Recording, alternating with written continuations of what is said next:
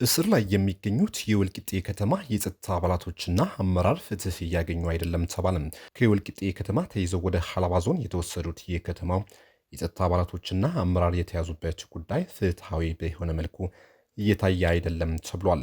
በዞኑ መቀመጫ ወልቂጤ ከተማ የሚስተዋሉ የጸጥታ ችግሮችን ለመቆጣጠር በሚደረጉ ተልእኮዎች ሁሉ ብቁና ጠንካራ አስተዋጽኦ እንደነበራቸው የሚገለጸው የከተማው የጸጥታ አባላት አፍኖ ከዞኑም አርቆ ማሰር ያልተለመደና ሌላ እሳቤ ያለው ድርጊት ነው። በክልሉ የጸጥታ ኃላፊዎች ትዕዛዝ እንዲያዙ ከተደረገ በኋላ ነው ወደ ሀላባ ዞን ቁሊቶ ከተማ ተወስደው እንዲታሰሩ የተደረጉት። ሶስቱ የወልቂጤ ከተማ የጸጥታ አባላት ፖሊሶች ከታሰሩ ከአንድ ወር በላይ የሆናቸው ሲሆን የተያዙበት መንገድና እስር ላይ ሆነው ሰብአዊ መብታቸው ባልተጠበቀ ሁኔታ ነው የሚገኙት ተብሏል። ፖሊስ አዳነ ፋንቱ፣ ፖሊስ ኸይሩ ዱላና ፖሊስ ማሊክ ደንበል ለከተማው ጸጥታ ችግር ደጀን በመሆን በርካታ ግዳጆች በብቃት ሲፈጽሙ መቆየታቸው ተነግሯል።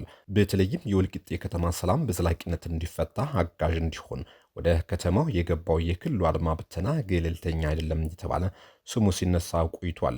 ከከተማው የጸጥታ አባላት ጋር በጋራና በትብብር ከመስራት ይልቅ ሌላ ተልዕኮ እንዳለው ከከተማው ፖሊስ ጋር በተደጋጋሚ ጊዜ ሰጣ አገባ ውስጥ ሲገባ ማየት የተለመደ ነው። የእነዚህም የጸጥታ አባላቶች እስር ከዚሁ ጋር የተያያዘ ሊሆን ቢችልም ፖሊሶቹ ተይዘው ሀላባ ዞን የተወሰዱት እስረኞች አንገላታችሁ በሚል መሆኑ አስቂኝና አስገራሚ መሆኑ የጄኔን ምንጮች ያስረዳሉ።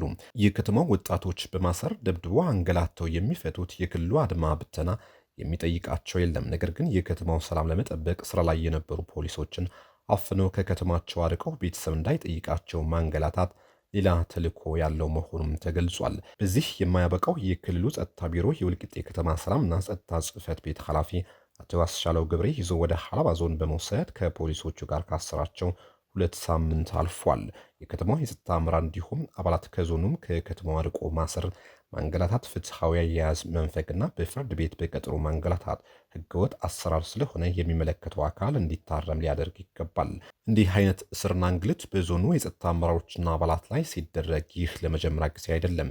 ጊዜና ወቅት ተጠብቆ የሚፈጸም ተደጋጋሚ ድርጊት ነው። የተለየ ወንጀል ካልተፈጸመ ዜጎች በወንጀል ተጠርጥሮ ቢታሰሩ እንኳ ጉዳያቸው መታየት ያለበት ድርጊቱ ተፈጸመ በተባለበት ቦታ ነው። እንዲሁም በልዩነት የዋስትና መብታቸው የሚያስነፍጋቸው ወንጀል ካልሆነ በስተቀር በዋስ የመውጣት ህገ መንግስታዊ መብት ነው። በህገ መንግስቱ ላይ በወንጀል የተጠረጠሩ ተጠርጣሪዎች በርካታ መብቶች እንዳላቸው ቢታወቅም የማዕከላዊ ኢትዮጵያ ክልል የፍትህ ስርዓት ግን በጉራጌ ፖለቲከኞች፣ የመብት ተሟጋቾች እንዲሁም በጸጥታ አመራርና አባላቶች ላይ የሚያደርገው በደል የተለየና ትኩረት የሚሻ ጉዳይ ነው። የወልቂጤ ከተማ ወጣቶችና የጸጥታ አባላት ላይ እየደረሰ ያለው ግፍና ስቃይ እጅግ የሚያሳዝንና የህግ የበላይነት የሚጣረስ ነው። ህግ ሊከበር የሚገባው በሁሉም ዜጋ ላይ በእኩልነት እንጂ በአንድ ብሔር ተወላጆች ላይ ብቻ ያነጣጠረ መሆን የለበትም። ያለ ፍርድ ለወራት የታሰሩትና ቤተሰብ እንዳያገኛቸው ከአካባቢያቸው ርቀው የታሰሩት ፖሊሶችና አመራር ሰብአዊ መብታቸው ተከብሮ በአስቸኳይ ፍትህ ሊያገኙ እንደሚገባም ተጠይቋል። ከዚህ በተጨማሪ የክልሉ የደህንነት ቢሮ ኃላፊ የሆኑት አቶ አንተነህ ሳህሉ